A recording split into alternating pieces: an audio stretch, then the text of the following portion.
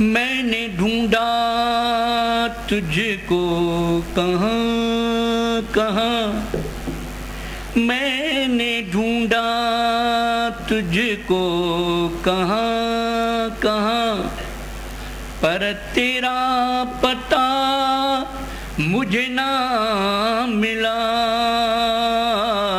मैंने ढूंढा तुझको कहाँ कहाँ, पर तेरा पता मुझे ना मिला।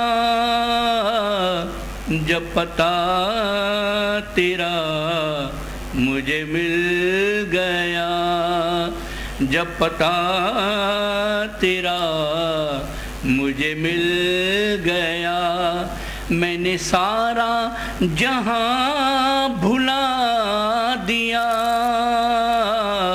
है कृपा तेरी मेरे सतगुरु, तूने जीवन मेरा बना दिया। मैं भटक रहा था जहान में, तूने ज्ञान अमृत पिला दिया। है कृपा तेरी मेरे सतगुरु। अंतिम कड़ी बोलता हूँ, बीच की कड़ी छोड़ देता हूँ, मैं समय बहुत हो गया है। तेरे दरस की लगी प्यास है, तेरे दरस की लगी प्यास है, तेरे दर पे आऊं ये आस है। तेरे दरस की लगी प्यास है, तेरे दर पे आऊं ये आस है। जब दरस तेरा मुझे मिल गया, जब दरस तेरा मुझे मिल गया, मैंने सारा जहां भुला दिया। है कृपा तेरी मेरे सतगुरु, तूने जीवन मेरा बना दिया।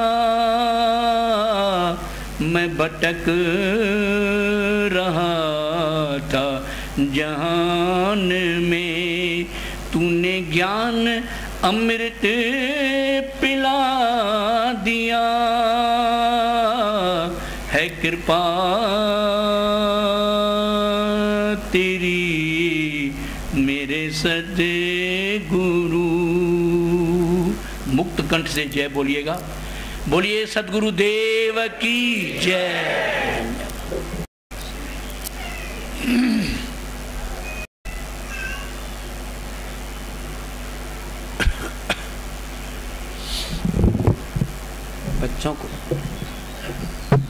बच्चों को संभाल कर रखेंगे 1 घंटा के लिए। अब मैं इस भजन के बाद पूज्यवर गुरुदेव जी से विनम्र प्रार्थना करता हूँ कि आप अपने गंभीर विचारों से हम सबको कृतार्थ करने की कृपा करें।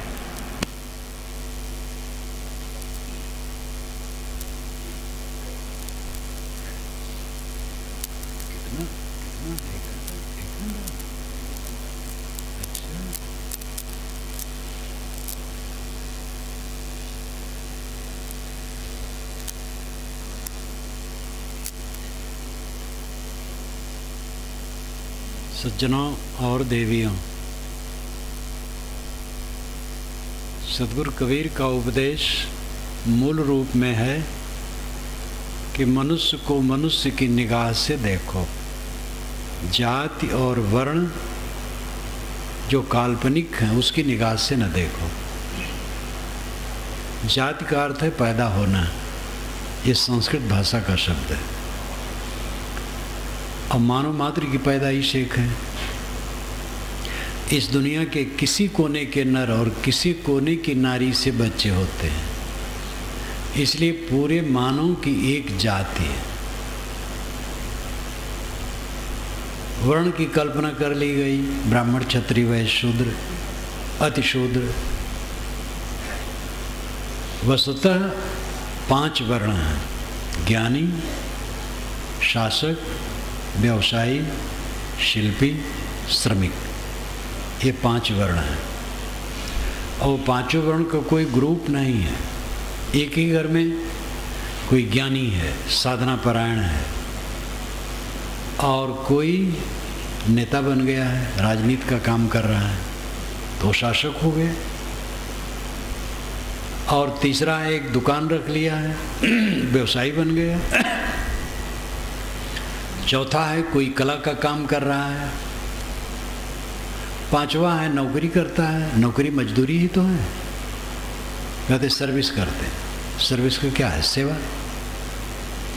तो इस प्रकार ज्ञानी, शासक, व्यवसायी, शिल्पी और श्रमिक, ये 5 वर्ण मनुष्य में होते हैं।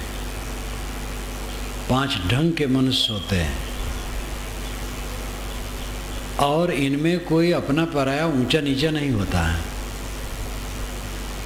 छुआछूत मानना चाहिए, सफाई, स्वच्छता की दृष्टि से। जो साफ सुथरा रहता है उसका व्यवहार लिया जाता है, साफ सुथरा नहीं रहता नहीं लिया जाता, वो अछूत है। साफ सुथरा रहने लगे, अछूत नहीं है। एक ही आदमी टट्टी घर से निकला है, अछूत है। स्नान कर लिया, अछूत नहीं है। छुआछूत आचार विचार को लेके है, जन्म से कोई छूत अछूत नहीं। मानव मात्र से समान प्रेम का बर्ताव करो, ये साहिब का निर्देश है। दूसरा निर्देश है कि संप्रदाय अनेक है, धर्म एक है। सबसे ज्ञान ग्रहण करो। जिस मत में आप हो उस मत के नियम का पालन करो, और दूसरे के मत का आदर करो, उसके नियमों का आदर करो।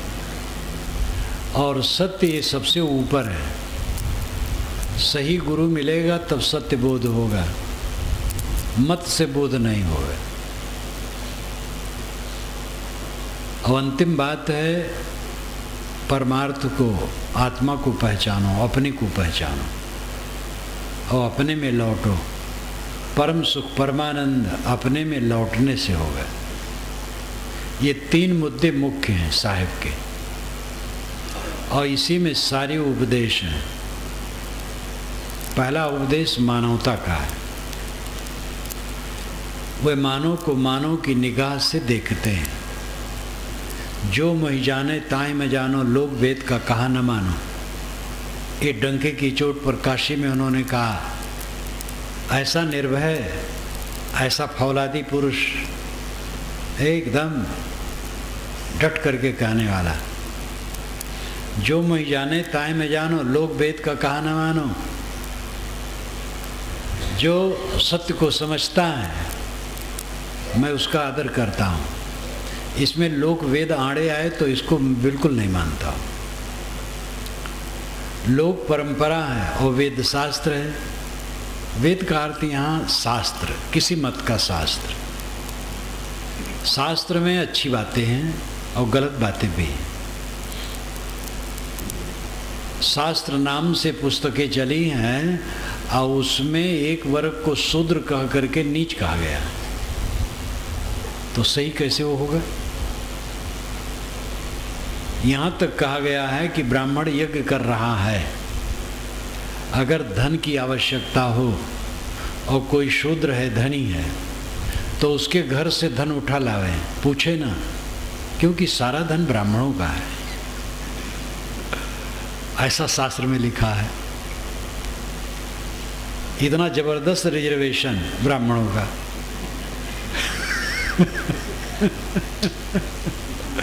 अथर्व वेद में लिख डाला गया है। अथर्व वेद में ब्राह्मण भावना आ गई है।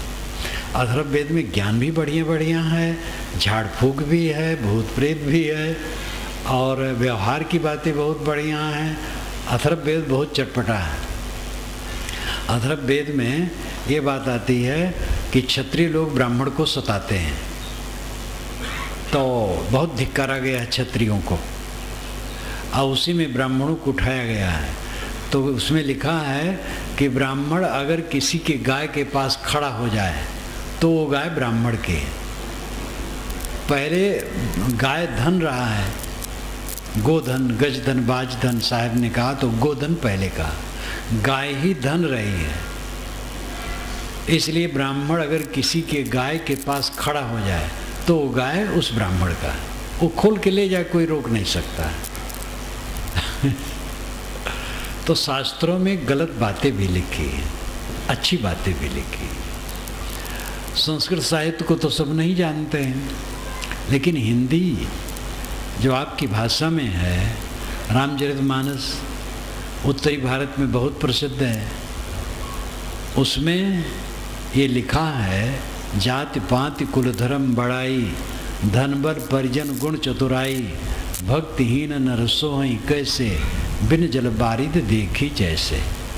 जाति पाति कुल का धर्म बड़ाई धन दौलत सब बहुत कुछ है, लेकिन भक्तिहीन है तो बेकार है। ये बात मान्य है, सबको मानना पड़ेगा। लेकिन ये कहना पूजी विप्रशील गुणहीना, शूद्र न गुणगण ज्ञान प्रवीणा, शील गुण रहित आचरण से भ्रष्ट भी ब्राह्मण को पूजना चाहिए। ब्राह्मण अगर आचरण से भ्रष्ट है तो भी पूजना चाहिए। पूजी विप्र शील गुणहीना, शील का मतलब है आचरण, शील का मतलब है करुणा, शील का मतलब है समस्त शुभाचार। समस्त शुभाचार से जो गिरा हो ऐसे ब्राह्मण को भी पूजना चाहिए।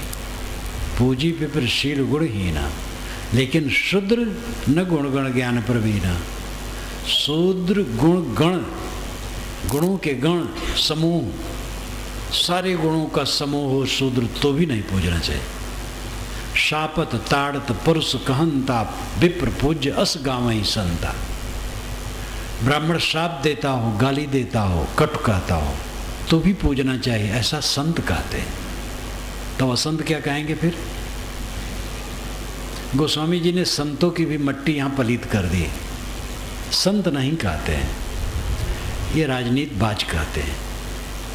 जो राजनीति करते हैं धर्म के आड़ में पंडित लोग, वे कहते हैं। सभी ब्राह्मण तो दोषी नहीं हैं।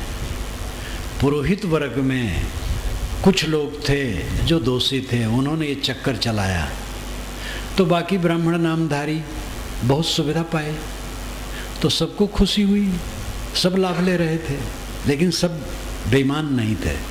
लाभ मिल रहा है, बिना पढ़े लिखे पंडित बाबा पाए आ गई। ब्राह्मण नामधारी घर में जो है जन्मा, पढ़ा लिखा नहीं है, लोग कहते पंडित बाबा पाए आ गई। बिना पढ़े ही पंडित बाबा बना है तो क्यों नहीं खुशी हो? तो ब्राह्मण वर्ग को ये सब सुविधा मिली, लेकिन सभी ब्राह्मण लोग दोषी नहीं थे। दोषी थे जो राजनीतिक बाज थे, और उन्होंने सब खराब किया। इसीलिए उन्हीं में से ऐसे ब्राह्मण होते थे जो इसका विरोध करते थे, और ये पूरा काल से रहा है, विरोध करने वाले रहे।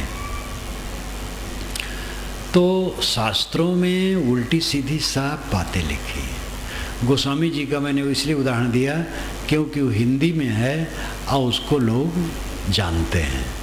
यहाँ पर गुजरात में भी रामचरितमानस गुजराती में अनुवाद करके रखा जाता है, गुजराती अक्षरों में छपा दिया जाता है, हिंदी वाला भी लोग जानते हैं। कबीर साहब के सब हिंदी भाषा में है, और गुजरात में गूंजी है वो उनकी वाणी। गोस्वामी जी की भी बात सब जानते हैं।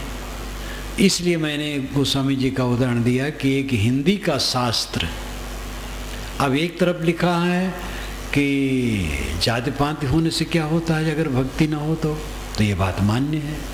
दूसरी तरफ लिखा है ब्राह्मण चाहे जो कुछ करता हो, गाली दे मारे, उसको पूजना चाहिए। ये गलत बात है, कैसे मान लिया जाए? नहीं मानी जा सकती। ये गोस्वामी जी ने विष्णु पुराण से उद्धृत किया है। विष्णु पुराण में आता है, घ्रंतम शपंतम परुषम वदंतम यो ब्राह्मणम न प्रणवेद यथारहम स पाप कृत ब्रह्म दवाग्नि दग्धो बद्धस्य दंडश्च न च आस्मदीय। घ्रंतम मारता हो, घ्रंतम शपंतम शाप देता हो, परुषम वदंतम कटु कहता हो, यो ब्राह्मणम न प्रणवेद यथारहम, ऐसे ब्राह्मण का भी जो यथा योग्य आदर नहीं करता है, स पापकृत, वो पापी है। ब्रह्म दवाग्नि दग्धो, ब्रह्म दावाग्नि से दग्ध है। स पापकृत ब्रह्म दवाग्नि दग्धो बद्धश्च, उसका वध कर देना चाहिए। ध्यान दीजिए, बद्धश्च उसका वध कर देना चाहिए, दंडश्च उसको दंड देना चाहिए। न च अस्मदीय, न च अस्मदीय, विष्णु भगवान कहते हैं और वह मेरा नहीं है।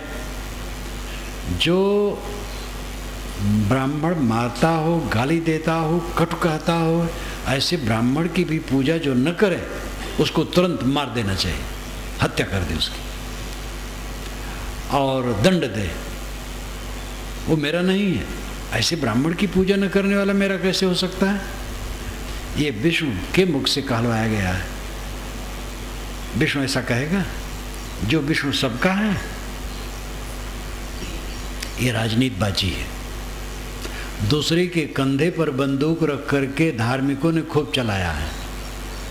राम के मुख से, कृष्ण के मुख से, ब्रह्मा विष्णु के मुख से, कबीर के मुख से और महापुरुषों के मुख से खूब कहलवाया है।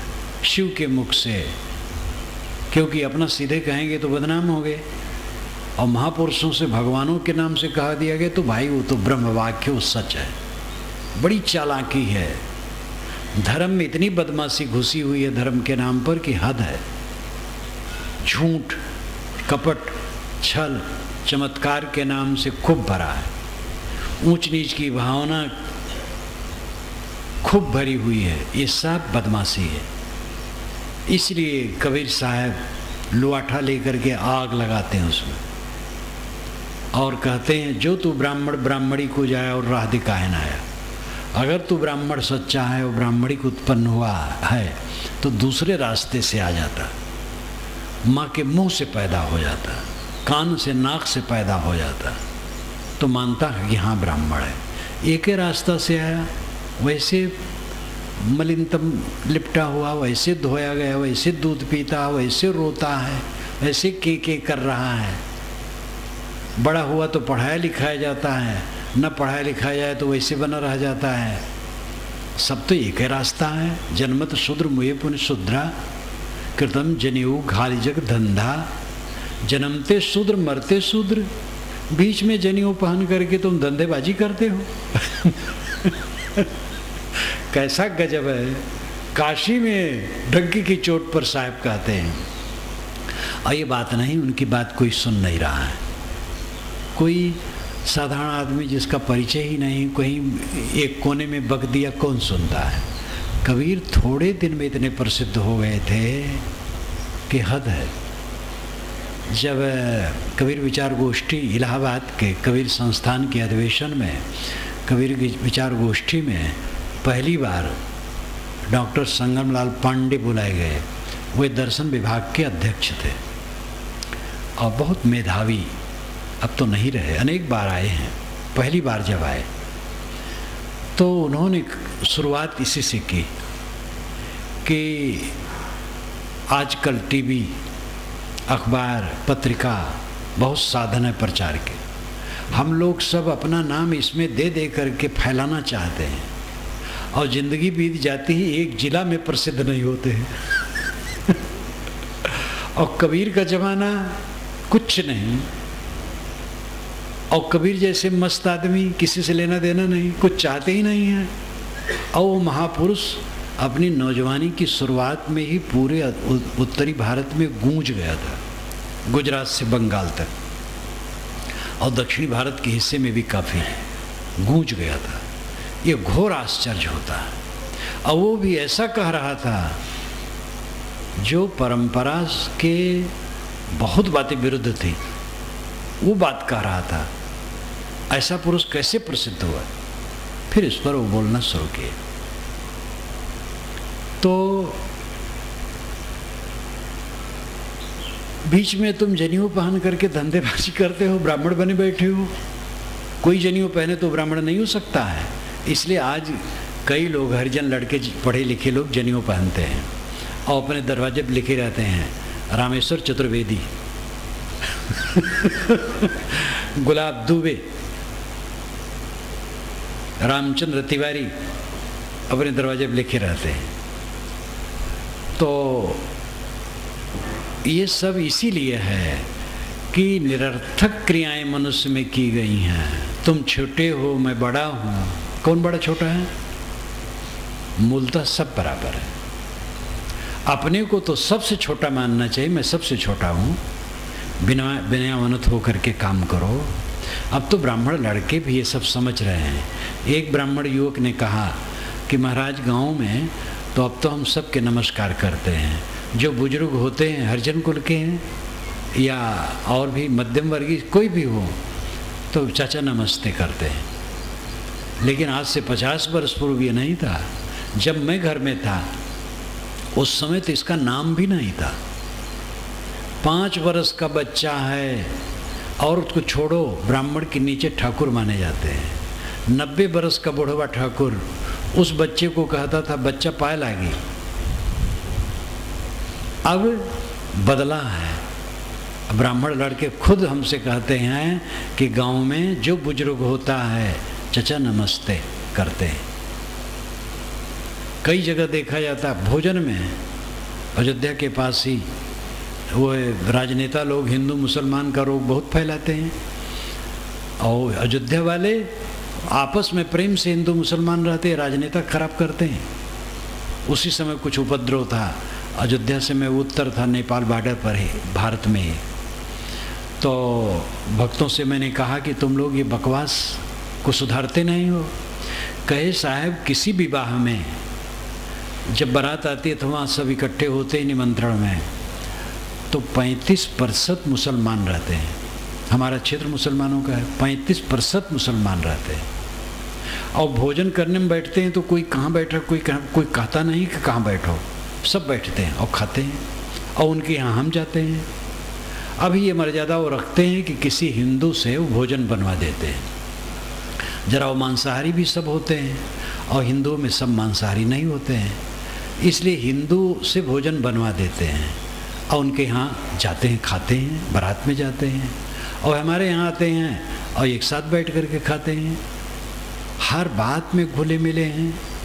उसी क्षेत्र में एक कार्यक्रम मेरा था तो एक कबीर कुटी थी गांव के बाहर, और गांव में हिंदू मुसलमान सब थे। तो 2 घर मुसलमानों का था, एक घर में मेरा आसन था, एक घर में मेरे साधुओं का। तो जो मुसलमान का घर था, घर में वो बच्चे रहते थे, बाहर जो बरामदा था वो अच्छा व्यवस्थित था, उसमें मेरा निवास था। और दूसरा घर जो मुसलमान का था वो खाली था, नया था, तो उसमें हमारे पूरे साधु रहते थे। रात में जब चलें प्रवचन देने, वहाँ रात में प्रवचन, एक प्रवचन रात में हो, तो मुसलमान लड़के गैस चला करके 3-4, मेरे चारों तरफ करीब 10-15 लड़के मुसलमान सब चलते थे मेरे साथ। और वहाँ जाके बैठे प्रवचन करें, अच्छे अच्छे बूढ़े मुसलमान दाढ़ी वाले सब बैठे मस्त झूमें प्रवचन में, खूब खुश हों। ये जो मुसलमान नेता कहते हैं हिंदुओं से सावधान और हिंदू नेता कहते हैं मुसलमानों से सावधान, ये दोनों देश के अहितकर हैं। हिंदू नेताओं को चाहिए कहें मुसलमानों से प्रेम करो तो मुसलमानों में सद्भावना जगेगी। मुसलमान नेता कहें गैर मुसलमानों से, हिंदुओं से प्रेम करो तो हिंदुओं के मन में उनके प्रति प्रेम जगेगा। लेकिन नेताओं को प्रेम से ज़रूरत नहीं, वोट से ज़रूरत है। मुस्लिम नेता भड़काते हैं मुसलमानों को, जहाँ मुसलमान क्षेत्र है, कि ये जब भड़क जाएंगे, हिंदुओं से नफरत करेंगे तो हमें वोट दे देंगे, बस हम MLA MP हो जाएंगे। और हिंदू नेता का यही रोग है हिंदू तो बहुत ज़्यादा है भारत में। अगर ये सब के सब हमें वोट दे दिए तो हमारी पार्टी दिल्ली पहुंच जाएगी। इन्हें ना हिंदू से मतलब है, ना मुसलमान से मतलब है, इन्हें गद्दी से मतलब है। इन्हें ना राम से मतलब है, ना रहीम से मतलब है। वैसे कोई भी नेता हो, राम, कृष्ण, बुद्ध, कबीर, नानक, किसी भी महापुरुष की उपासना कर सकता है, मान सकता है, व्यक्तिगत साधना के लिए वो किसी भी कर सकता है, लेकिन राजनीतिक लाभ के लिए इन महापुरुषों को लेना महापाप है। राजनीतिक लाभ लेने के लिए मंदिर मस्जिद उठाते हैं, राम रहीम उठाते हैं, ये देश का अहित करते हैं, ये अपनी अचेती में देश को गड्ढे में ले जाते हैं। इसलिए इन भावनाओं से बिल्कुल ऊपर उठना चाहिए।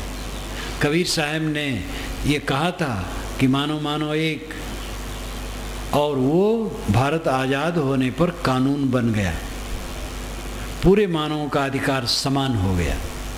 किसी का लड़का जज हो सकता है, एक मेहतर का लड़का जज हो सकता है। मेहतर कौन नहीं है? टट्टी धो दे वो मेहतर, और पेट में टट्टी भरे रहे वो कौन है? सबके पेट में टट्टी है, और वही काम शुरू में सुबह वही करते हैं सब। टट्टी अपनी अपनी सब धोते हैं, तो मेहतर नहीं है। और सबके अंदर में ब्रह्म बैठा, आत्मा ब्रह्म है, तो कौन ब्राह्मण नहीं है? इसलिए विवेकी बनो, जागरूक बनो, सावधान बनो। कबीर साहब ने कहा, और डंके की चोट पर कहा, जीने मरने डर नहीं किया, और इतने सफल हुए कि 119 बरस 7 महीने 25 दिन रह करके उन्होंने शरीर छोड़ा, कोई उंगली नहीं लगा सका। और दोनों हिंदू मुसलमान दोनों समझे कबीर को कि कबीर सच्चे हैं, दोनों उनके प्रेमी हो गए।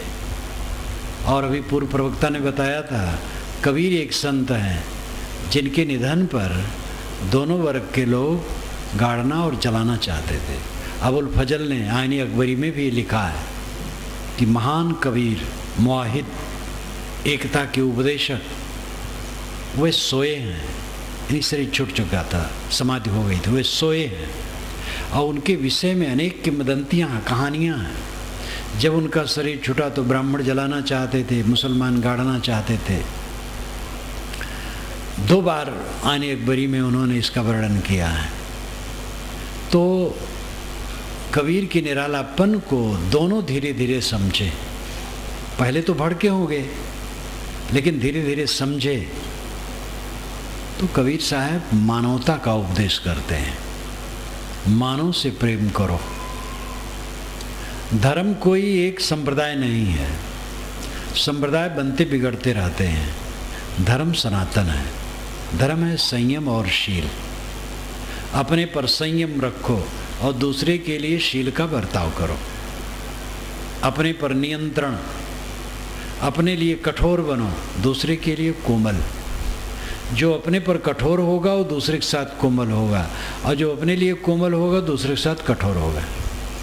अपने साथ कोमल का मतलब है अपनी कमजोरियों के लिए बिल्कुल पक्षधर। जो अपने भोग के लिए अपने नाम रूप के अहंकार में डूबा है, कमजोर है वो, तो अपने लिए बड़ा कोमल है वो। अपनी हर इच्छा को पूर्ण करने के लिए वो तत्पर रहता है, इसलिए वो दूसरे के लिए कठोर होता है। जो अपने लिए कठोर होता है, अपने को नियंत्रण में रखता है, काबू में रखता है, वो दूसरे के लिए कोमल होता है। ये कारण कारज की व्यवस्था है। अपने पर कठोर होने का मतलब है अपने को नियंत्रित रखना, बहने न देना, भटकने न देना, सतत सावधान, जागरूक, इंद्रिय मन को कभी विचलित न होने दो। ये अपने पर कठोर होना है। जो अपने पर कठोर होगा वो दूसरे के लिए कोमल होगा। त्यागी ही अहिंसक हो सकता है, भोगी अहिंसक नहीं हो सकता। हिंसा भोग के कारण होती है। जब हमें भोग की भावना होती तो दूसरे को हम ठगते हैं, धोखा देते हैं। मार डालना केवल हिंसा नहीं है, दूसरे के हक को मारना हिंसा है। किसी प्रकार तकलीफ देने की सोचना हिंसा है। जो जितना भोगी होगा उतना हिंसक होगा, जितना त्यागी होगा उतना अहिंसक होगा। इच्छा को जीतने वाला जो होगा, जिसने अपनी इच्छा को जीत लिया है, कामनाओं को जीत लिया है, वो हिंसा क्यों करेगा, किसी की तकलीफ क्यों देगा? तो धर्म है संयम और शील, बाकी सब मजहब हैं, लेकिन वो मजहबों में भी अपना महत्व है। दुनिया बहुत बड़ी है और इस बहुत बड़ी दुनिया में अनेक देश प्रदेश और क्षेत्र हैं, और उसमें महापुरुष हुए हैं, उन्होंने समाज को जगाया है, अपने ढंग से जगाया है, और उनके अपने नियम हैं। उन नियमों से लोगों का कुछ लाभ होता है, इसलिए अपने अपने ढंग से लोग चलें, परंतु उदार बने, विचारक बने, चिंतक बने, अंधविश्वासी न बने। हर संप्रदाय वाला मानता है कि हमारे संप्रदाय से मोक्ष और स्वर्ग है और दूसरे से मोक्ष स्वर्ग नहीं है। ये बहुत नुकसानदेह बात है। मोक्ष संप्रदाय की वस्तु नहीं है, मोक्ष और स्वर्ग व्यक्तिगत वस्तु है। हमारा मन निर्मल है, स्वर्ग में है, चारों तरफ से अनासक्त है, मोक्ष में है। संप्रदाय इसमें क्या करेगा? संप्रदाय एक सरणी है, एक पथ है, उसमें इसके लिए खुराक है, लेकिन कोई संप्रदाय मोक्ष और स्वर्ग का सर्टिफिकेट देने का अधिकारी नहीं है। ये व्यक्तिगत विषय है। मन मैला है, नरक है, मन निर्मल है, स्वर्ग है। संप्रदाय क्या करेगा? संप्रदाय में अच्छी सीखें हैं, उन सीखों को लेकर के स्वयं सुधरना पड़ेगा। संप्रदाय में गलत बातें भी हैं, उनको त्यागना पड़ेगा। कोई संप्रदाय आकाश से नहीं आया है, कोई किताब आकाश से नहीं आई है, कोई महापुरुष आकाश से नहीं आया है। दुनिया के जितने महापुरुष हैं केवल मनुष्य हैं, जितनी पुस्तकें हैं सब मनुष्य की रचनाएं हैं, जितने संप्रदाय हैं मनुष्य के निर्मित हैं, इसलिए सब विचारणीय हैं, मीमांसा योग्य हैं। आँख मूंद करके मानना उचित नहीं है। ज्ञान वही सच है जो कारण कार्य व्यवस्था को लेकर है, नियम को लेकर है। जो नियम विरुद्ध ज्ञान है वो ज्ञान नहीं है। जैसे कोई कहा कि एक महात्मा आकाश मार्ग से आए, ये नियम विरुद्ध है। आज तक किसी भी मनुष्य को आकाश मार्ग से आते नहीं देखा गया, ना अनुभव में आता है। आजकल हवाई जहाज है तो हवाई जहाज से लोग चलते हैं, तो ये कारण कार्य व्यवस्था के विरुद्ध है।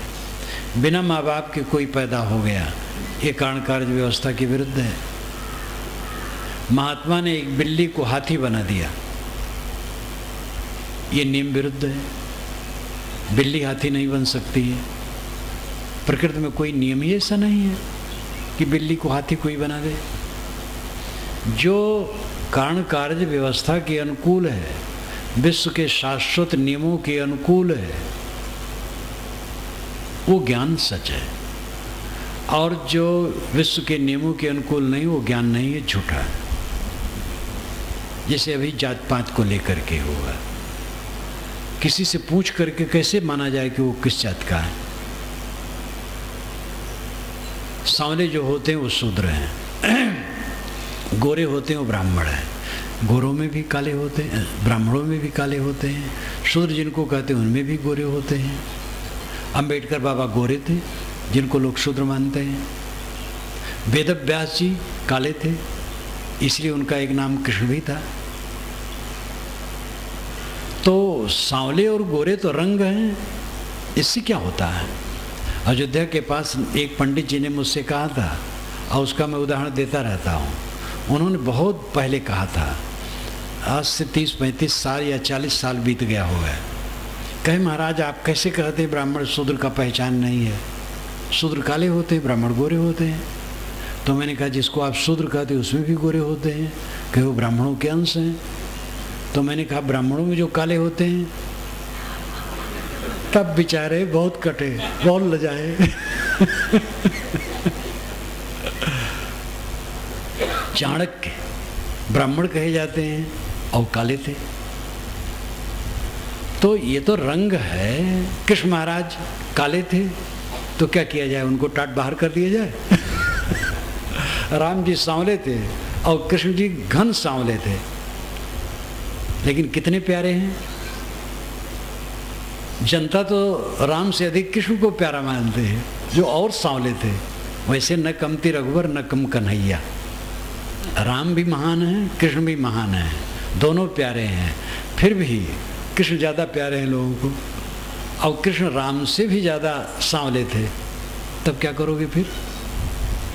बात करते समय थोड़ा होश में रहना चाहिए। लोग होश में नहीं। काशी संस्कृत विश्वविद्यालय में कबीर विचार गोष्ठी थी 1969 में। डॉक्टर हजार प्रसाद द्विवेदी प्रवक्ता थे, आचार्य राम परशुराम चतुर्वेदी अध्यक्ष थे, सीताराम चतुर्वेदी प्रवक्ता थे, मैं भी बुलाया गया था और कई विद्वान थे। बौद्ध कक्ष में हो रहा था। जगन्नाथ उपाध्याय प्रवक्ता जो बौद्ध कक्ष के अध्यक्ष थे, पाल के अध्यक्ष, और सुधाकर पांडे वे हिंदी की नागरिक प्रचारणी सभा के महामंत्री। अच्छी तरह उनको मैं जानता हूँ, पांडे जी को, चैन स्मोकर एकदम, और महाअहंकारी। तो जगन्नाथ उपाध्याय बोले तो वो जरा खर बोल गए। मर्यादा रखनी चाहिए। उन्होंने कहा, कबीर कहते वेद भी झूठा, कुरान भी झूठा, किताब भी झूठा। ऐसा साहब नहीं कहते। तो कहते वेद किताब कहा कि झूठा झूठा झूठा जो न विचार है, वो सब बातें कहते हैं। वेद किताब को झूठा मत कहो, उसमें विचार करो, लेकिन वो थोड़ा एकांगी कहावे और उसका समाधान विवेक से करना चाहिए। तो सुधाकर पांडे उठे तो बड़े जोर से कबीर की बड़ाई किए, फिर और बात कहने लग गए जिनके माता पिता का आज तक पता न लगा। उसके बाद मेरा नंबर आया, फिर हजार प्रसाद द्विवेदी का रहा और अंतिम में परशुराम चतुर्वेदी का। तो मैंने कहा कि भाई इसमें तो वैदिक साहित्य में सब देख लो। जो ब्राह्मण अपना साहित्य मानते हैं, वेदव्यास किसके बच्चे थे? सीता जी पृथ्वी फोड़ के निकली, पृथ्वी में समा गई। कबीर साहब फूल में प्रकट हुए, फूल में समा गए। अगर एक सच तो दोनों सच, नहीं तो दोनों झूठ। तथ्य यही है कि दोनों माँ बाप से हुए। कोई नहीं जानता है, न जाने। ना सीता छोटी हैं न कबीर छोटे हैं, दोनों महान हैं। सीता जी अपने पातिव्रत से महान उजागर हैं, कबीर साहब अपने ज्ञान गुण और सदाचार से उजागर हैं। और भी मैंने उदाहरण दिया उपनिषदों का। और अब पंडित हैं और नहीं समझ पा रहे हैं अपनी बात, स्वयं उनको देखना चाहिए कि उनके यहाँ क्या लिखा है, उनके यहाँ कैसी कैसी घटना है।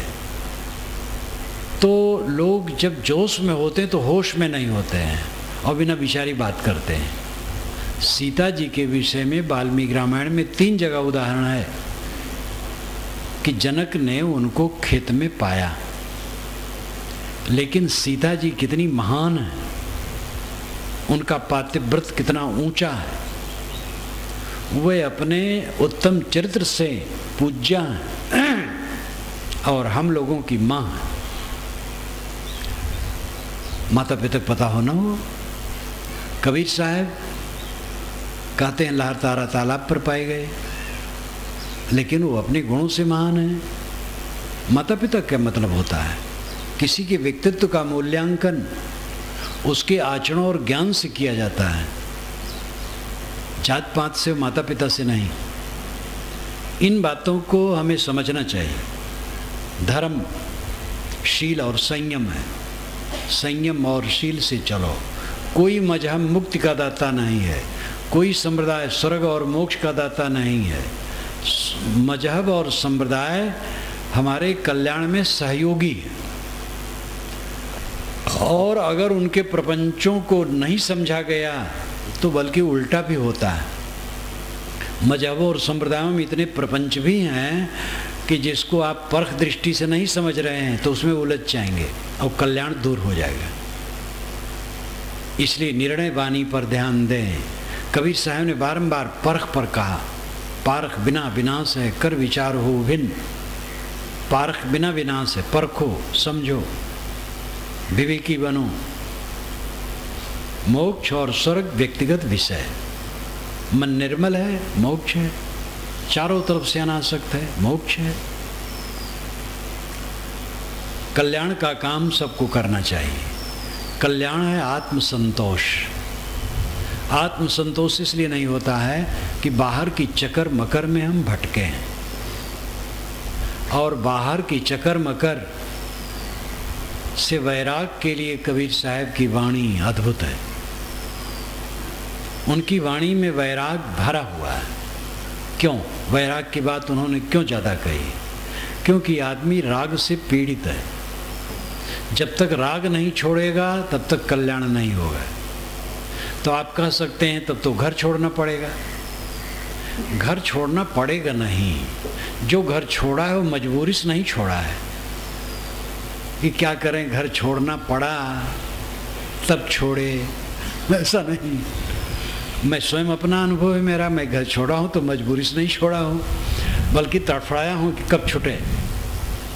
जब कबीर साहब विचार मिला, कबीर साहब विचार के मिलने के पहले तो ये नहीं सोचता घर छोड़ूंगा। उम्र ही थोड़ी थी, 17 वर्ष की थी, लेकिन भगवान की भक्ति में तो खूब लगा था। भगवान के दर्शन करना है। जब कबीर साहब विचार मिला तब धीरे धीरे लगा कि ये प्रपंच से ऊपर उठना होगा, तो बेताबी होने लगी। 3 वर्षों तक मेरी साधना चली और 3 वर्षों में सब बंधन कट गया। मेरे मन में यही संकल्प था, कदम निकालूंगा तो लौटेगा नहीं, पक्का हो के तब निकलूंगा। और वही हुआ, पक्का हुआ और निकला। फिर कोई बात नहीं, सिहरन भी नहीं उधर के लिए कभी। अब तो बहुत दिन हो गए, 53 में निकला हूँ, अब क्या सिहरन होगी। तो मजबूरी में तो मैं नहीं निकला कि क्या करें, निकलना पड़ रहा है, चलो भाई, ऐसी बात नहीं। वो जिनको निकलना होता है वो कूद पड़ता है, छटपटाता है। बाकी लोग घर में रहें, किसी को बुलाया नहीं जा रहा है। आप लोग कोई घबराइएगा नहीं। लेकिन जहाँ हो वहाँ वैराग करो।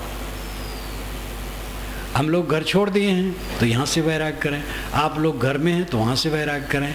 जरूरी है सबको वैराग।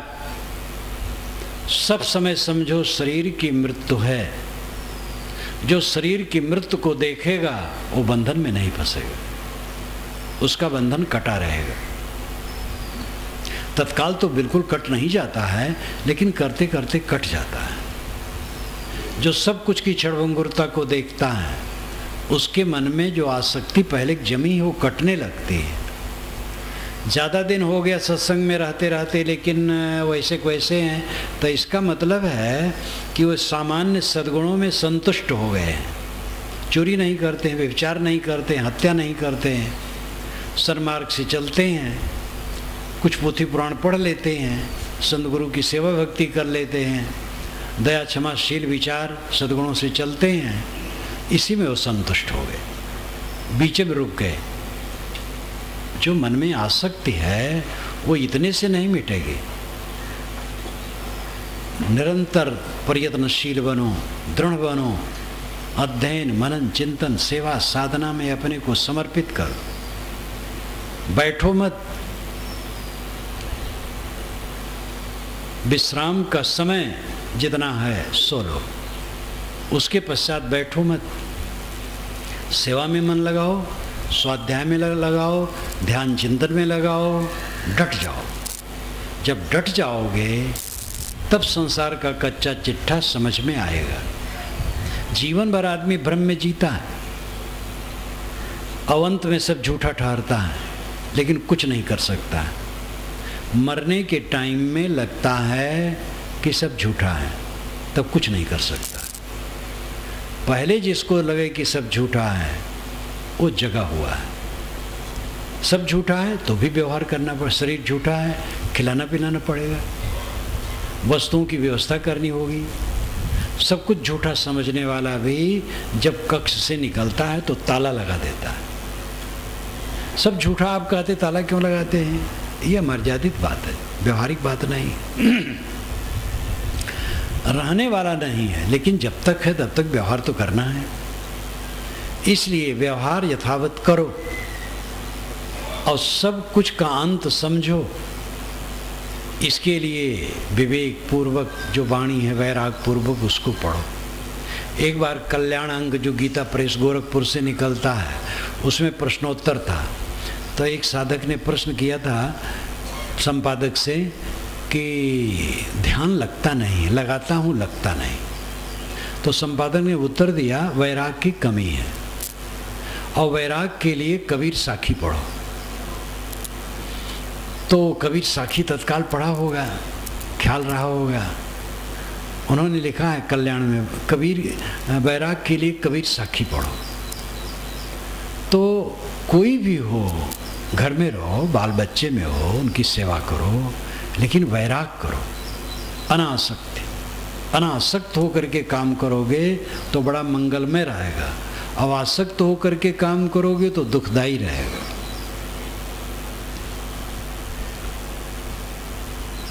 इसलिए वैराग्य भावना हमारी बढ़नी चाहिए। जहाँ कोई है, स्त्री है, पुरुष है, नवविवाहित दंपति है, उसके मन में जितने अंश में वैराग रहेगा वह परस्पर में प्रेम रखेंगे, और जहाँ राग बढ़ेगा फिर विकार शुरू होगा। ज़्यादा राग बढ़ने पर पुरुष पत्नी पर कब्जा चाहता है, और पत्नी पुरुष पर कब्जा करना चाहती है, और फिर आगे चल करके इतना कलह होता है कि हद। पत्नी का राग बहुत है, ऐसा गहना चाहिए, ऐसा कपड़ा चाहिए, पति हमारे अनुकूल काम करे, उसी में कलह हो जाता है। राग जितना बढ़ेगा कलह बढ़ेगा। दोनों के मन में वैराग्य है, अनासक्ति है, गहने की जरूरत नहीं, कपड़ा देह पर पहने ही है, पति हमारा धन है व्यवहार में, बस और धन की जरूरत नहीं। पति समझेगा पत्नी धन है जो साथ में मित्र है, और हमें धन की जरूरत नहीं, तो आपस में खींचतान नहीं होगा। हर जगह की वैराग की मात्रा अपनी अपनी होती है, हर जगह वैराग की जरूरत है।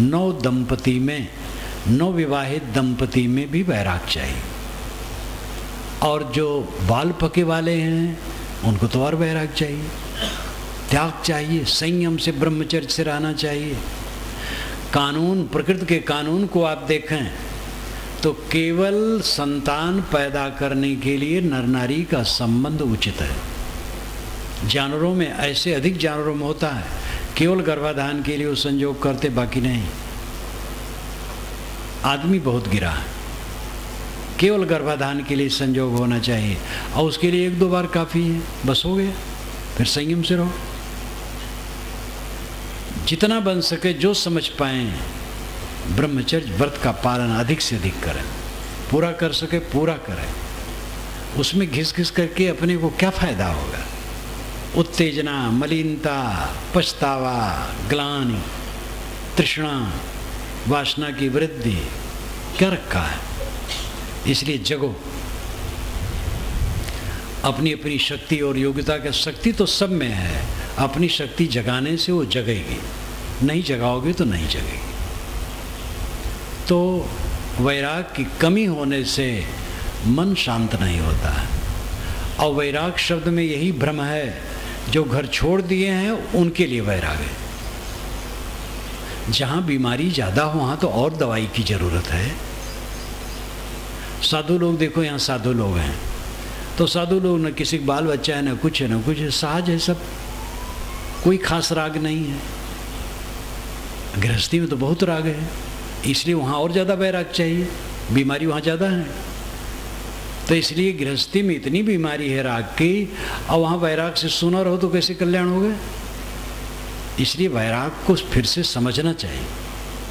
वैराग भगवा वालों के लिए केवल नहीं है, घर छोड़ देने वालों के लिए केवल नहीं है, मानव मात्र के लिए। जो जितना अनासक्त होगा उतना सुखी होगा, उतना आत्मसंतुष्ट होगा। आत्मसंतोष जीवन का परम पद है। कल्याण किसे कहते हैं? जिसके मन में कोई तृष्णा नहीं, कोई वासना नहीं, कोई आग्रह नहीं, किसी पर कब्जा करने की चेष्टा नहीं है, किसी को दबाने सताने की चेष्टा नहीं है, कुछ पाने और भोगने की चेष्टा नहीं है, न जीने की चेष्टा है न मरने की चेष्टा है। मरने की चेष्टा वो करता है जो जीवन से उदास हो जाता है, और जीने की चेष्टा वो करता है जो दुनिया से सुख चाहता है। ये दोनों भटके हैं। जो उदास नहीं है जीवन से, जीवन पूरा रसपूर्ण है, क्योंकि निष्काम हो गया, आत्मतृप्त है, रस से भरा है, तो उदास क्यों? उदास होगा ही नहीं तो मरने की इच्छा नहीं करेगा, जीने की इच्छा नहीं करेगा, क्योंकि उसे कुछ न भोगना है, न करना है, न पाना है, सब पूरा हो गया, तृप्त, आत्मतृप्त। तो जीने मरने की चिंता से रहित कृतार्थ आत्मा, ये कल्याण अवस्था है।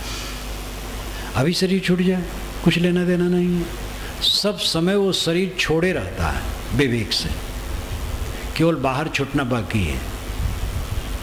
कहीं भी शरीर छूट जाए वो सब समय कृतार्थ है, कल्याण अवस्था, सब तरफ से तृप्त हो जाना है, जो सब तरफ से तृप्त है। न मान चाहिए, न धन चाहिए, न पद चाहिए, न प्रतिष्ठा चाहिए, न सत्कार चाहिए, न किसी से खुशामदी चाहिए, कुछ नहीं चाहिए। शरीर है तब तक शरीर की यात्रा में चल रहा है, और व्यवहार होता है, व्यवहार में करना पड़ता है, किया जाता है, काम किया जाता है, लेकिन कोई कामना नहीं, निष्काम होकर के काम किया जाता है। गीता में निष्काम कर्मयोग के विषय में ज़्यादा कहा गया है। तो जो साधक नहीं हैं वो प्रश्न करते हैं, और जो उच्छृंखल हैं वो कटु शब्द भी कहते हैं कि गीता का ज्ञान ये गलत है, बिना कामना के कोई काम कैसे करेगा। परंतु ये गीता का ज्ञान गलत नहीं है, समझने वाला गलत है, क्योंकि वो साधक नहीं है। साधक ही समझ सकता है कि निष्काम कर्म होता है। निष्काम कर्म, कोई कामना नहीं है, लाभ के लिए सेवा की जाती है, मान बढ़ाई की भी इच्छा नहीं है, कोई जाने ये भी इच्छा नहीं है। ऐसा भी है मान बढ़ाई की इच्छा होती, इससे किया जाता है तो उसका थोड़ा हल्का हो जाता है सेवा का फल, लेकिन अच्छा तो है। कोई मान बढ़ाई के लिए किसी की सेवा कर रहा है, दान कर रहा है, दुखियों की सेवा कर रहा है, रोगियों की सेवा कर रहा है, गरीबों की सेवा कर रहा है, मान बढ़ाई के लिए कर रहा है, तो अच्छा है, सेवा तो कर रहा है। लेकिन वो मान बढ़ाई नहीं चाहता है, केवल सेवा के लिए करता है, तो उसकी सेवा बहुत कीमती हो जाती है। एक उदाहरण ले, दो आदमी आप यहाँ दिन भर काम किए, शाम को आपने एक को मजदूरी दे दी, दूसरे ने कहा हाथ जोड़ लिया, भैया हम मजदूरी नहीं लेंगे, मैंने सेवा कर दी। तो जिसको आपने मजदूरी दी है वो उसको आप भूल जाएंगे, और जिसने नहीं ली मजदूरी जीवन भर वो भूलेगा नहीं। मजदूरी न लेना ये कितना मूल्यवान हो गया, निष्काम रहना कितना मूल्यवान हो गया। तो निष्काम कर्म का मूल्य बहुत ज़्यादा होता है, वो बहुत ज़्यादा फल दे करके जाता है। लेकिन निष्काम होने के लिए अनासक्ति चाहिए। अनासक्त के लिए ही वैराग शब्द में कई बार दोहराया। अनासक्ति और वैराग में वैराग शब्द जरा भड़काऊ है और अनासक्त शब्द कोमल है, लेकिन दोनों में अर्थ एक है, और उसकी परिभाषा कर दी गई, इसलिए वो भड़काऊ वैराग नहीं रह गया। सब जगह वैराग की जरूरत है, सब जगह अनासक्त की जरूरत है, सब जगह निर्मोहता की जरूरत है, तभी मन प्रपंच से हट करके अंतर्मुख होगा। तो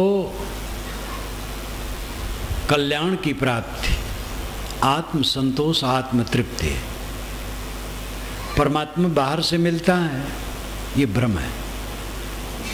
वेद शास्त्रों में, उपनिषदों में ऐसा नहीं कहा है।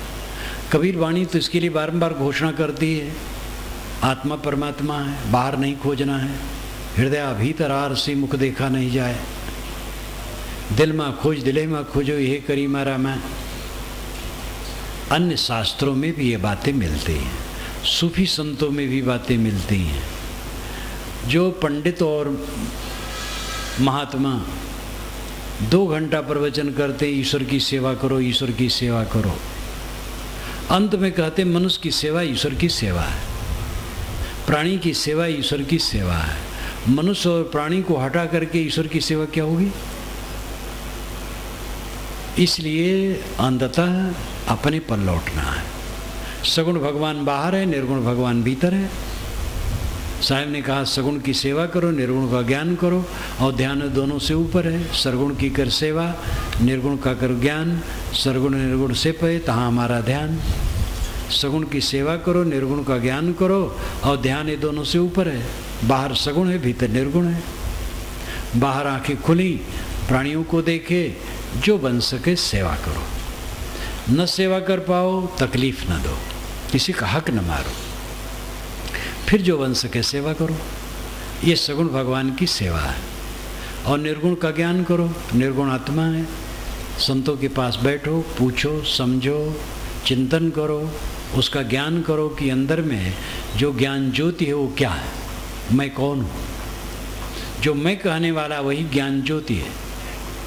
अंतर्ज्योति शब्द एक नारी, साहब ने कहा, जीव रूप एक अंतर्वासा, अंतर ज्योति कीन प्रकाशा।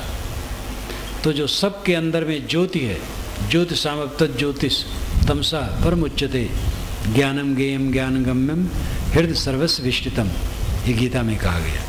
जो ज्योतियों का ज्योति है और सबके हृदय में स्थित है, जानने योग्य है,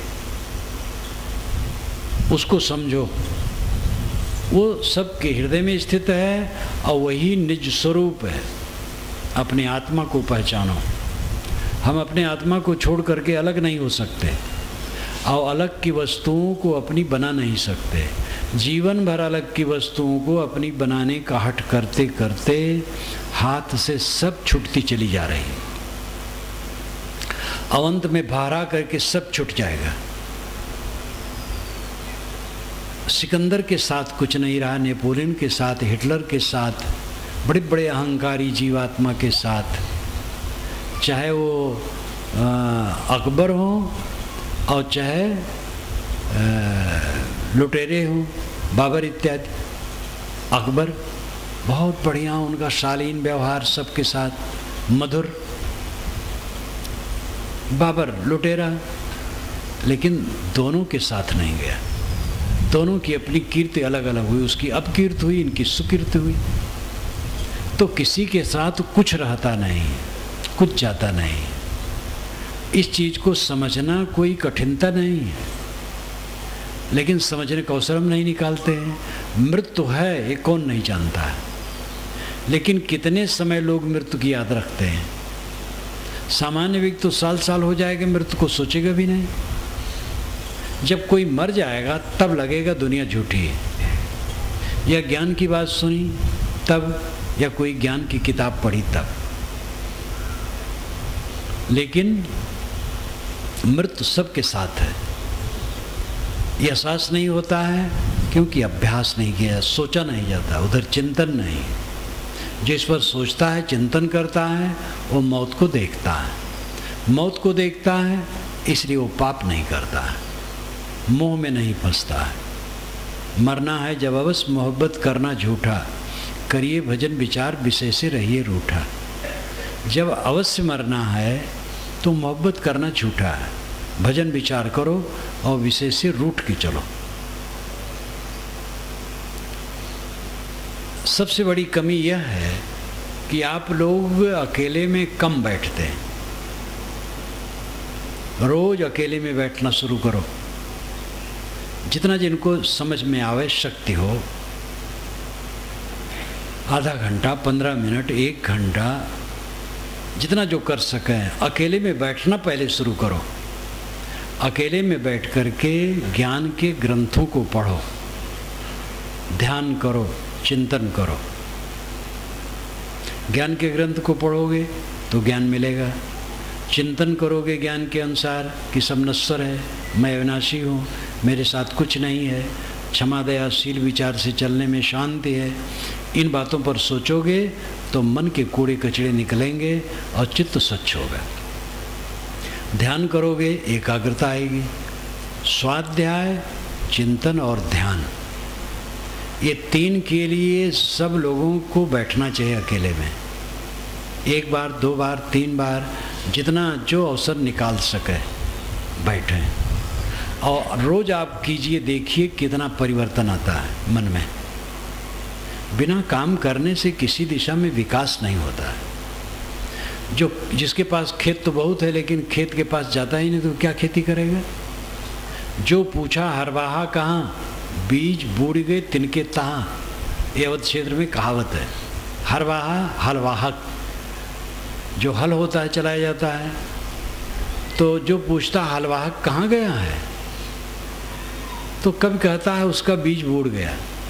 अरे वो खुद उसको खेत में जाना चाहिए और खुद काम करना चाहिए। निकम्मा आदमी किसी दिशा में विकसित नहीं हो सकता है। इसी प्रकार साधना में जो निकम्मा है, सेवा जो नहीं करेगा उसका चित्त शुद्ध नहीं होगा। इसलिए सेवा परायण रहो, तन से, धन से, मन से, वचन से, औषध से, द्रव्य से, वस्त्र से, जिनके पास जो योग्यता हो उससे सेवा करो। सूअर बिल्ली भी शाम तक पेट भर लेते हैं। केवल अपनों को पाला क्या विशेषता हुई, दूसरे की सेवा हो। सेवा से चित्त शुद्ध होगा, स्वाध्याय से ज्ञान वर्धन होगा, ज्ञान बढ़ेगा, चिंतन से मोह टूटेगा और ध्यान से एकाग्रता और समाधि आएगी। इसलिए सेवा के बाद स्वाध्याय, चिंतन और ध्यान, ये तीनों के लिए सबको रोज रोज अकेले में 1 बार, 2 बार, 3 बार बैठना चाहिए।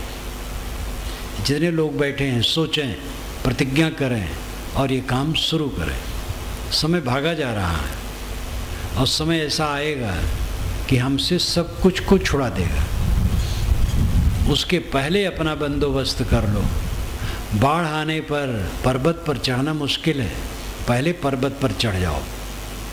बाढ़ आएगी, सबको बहा ले जाएगी। मौत बाढ़ है, बहा ले जाएगी।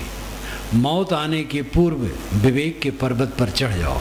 अंदर से इतने मजबूत हो जाओ कि कहीं विचलन न हो, कहीं कंपन न हो, कहीं भय न हो। निर्भय, निश्चिंत। आप अपने को समझो आप सुरक्षित हो, क्योंकि आत्मा अमर है। देह भी सुरक्षित है, प्रारब्ध से सुरक्षित है। देखो चल रही है आज तक, और जब इसको मिटना होगा उसकी सुरक्षा कर नहीं पाओगे। बड़े बड़े डॉक्टर नहीं कर पाएंगे और बड़े बड़े पुलिस अधिकारी भी नहीं कर पाएंगे। जब देहरादून में एक बार इंदिरा गांधी थी जिस बंगले में, तो ये दोनों बच्चे उनके छोटे छोटे थे, तो वो खेल रहे थे बच्चे, उनसे वो खेल रही थी। उधर खींच रहा था, उधर खींच रहा था लान में, एकदम बच्चों की तरह। इंदिरा गांधी प्रधानमंत्री थी।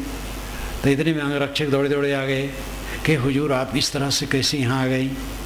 उन्होंने कहा जब काल आएगा तो तुम लोग कुछ नहीं कर पाओगे। ये अखबार में छपा था। और बात वही हुआ, रक्षक ने ही मार दिया। तो उसके लिए डरने की क्या आवश्यकता है? 2 बार मरना है, 1 ही बार मरना। इसलिए बिल्कुल निश्चिंत रहो, शरीर के लिए भी निश्चिंत रहो। आप सुरक्षित हो, हर जगह सुरक्षित हो। अब आत्मा सुरक्षित ही है, मन को सुरक्षित करो, सबसे बड़ी बात है। मन बड़ा लचीला है, बड़ा कोमल है, बड़ा कंपित है, ये क्षण क्षण भागता है। इसको दृढ़ करो, विवेक में मजबूत करो, तब कल्याण होगा। कबीर साहब इन विचारों पर अपने वचन दर्जनों दर्जनों बार कहे हैं। उनके ग्रंथों का मनन चिंतन करें, आचरण करें, यही उनकी जयंती मनाने का मतलब होता है। मैं अपनी वाणी को विराम देता हूँ। बोलिए सद्गुरु देव की।